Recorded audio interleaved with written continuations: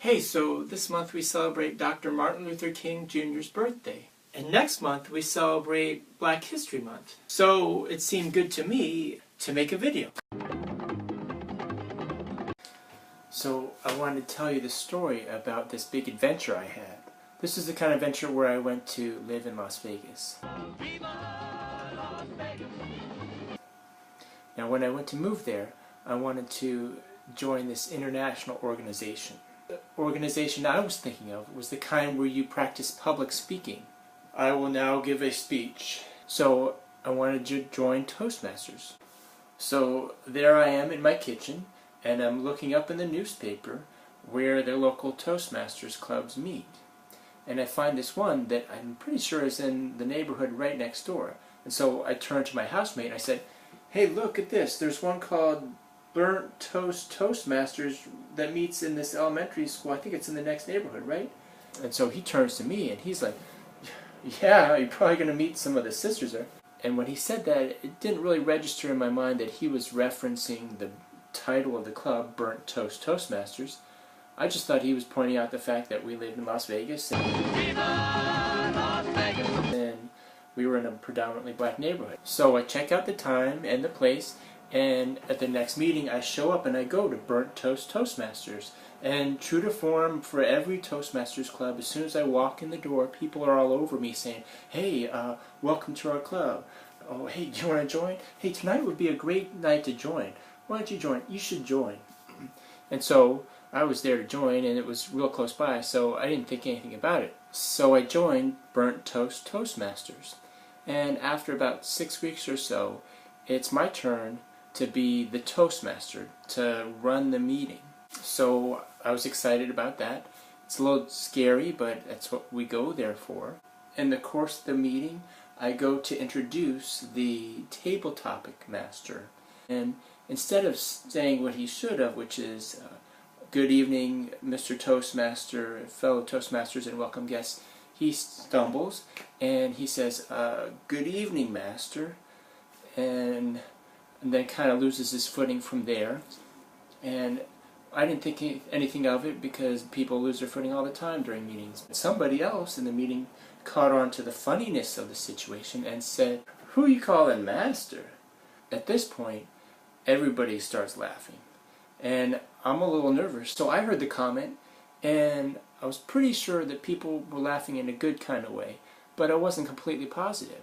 And so I start thinking, I just hope it was a black person that made that comment, because that would be a lot easier to handle than if it was a white person. I don't think, the statute of limitations is up on making slavery jokes yet, is it, that thing? So I've got my nervous laughter going on, my simpery kind of smile, and I'm kind of scanning the room, trying to figure out who said that.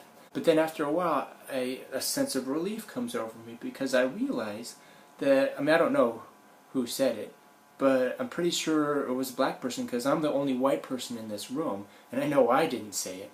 And so I was kind of relieved. But then it hit me, I'm the only white person in this room? Wait a minute, this is Burnt Toast Toastmasters. This is an African American Toastmasters group. And so I get nervous all over again, because I'm at an African American Toastmasters group, but I don't know if you can tell from just this one video, but I'm not African American. White! You're white! And yet there I am leading the meeting. And so in the back of my mind, I start thinking, well, should I even be here? Should I be running this meeting? And then I start to remember, oh yeah, when I first came in, they were just like everybody else. "Hey, welcome to our club. Hey, do you want to join? Hey, tonight would be a great night to join. You should join." So looking back, I think that evening might have been kind of a watershed event for the club as a whole. And that I never really came out and said, "Hey, you remember that time where I was leading and somebody made the slavery joke?" It was kind of scary for me. But over the next couple of weeks, I noticed that a couple of the members started to share some events from their lives where they had encountered racism.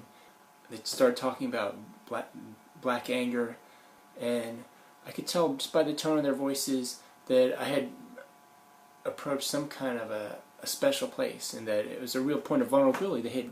They were sharing from vulnerability, and I felt like, wow, that's kind of neat that, you know, I'm here and they're still sharing those things. So yeah, that's my story, and hope you like it. I've shared it before and other people have been kind of blessed by hearing it. So yeah, if you like the theme of this video, you might want to check out another one called Bloodlines. It's by a friend of mine who grew up in a much different social, cultural, religious situation.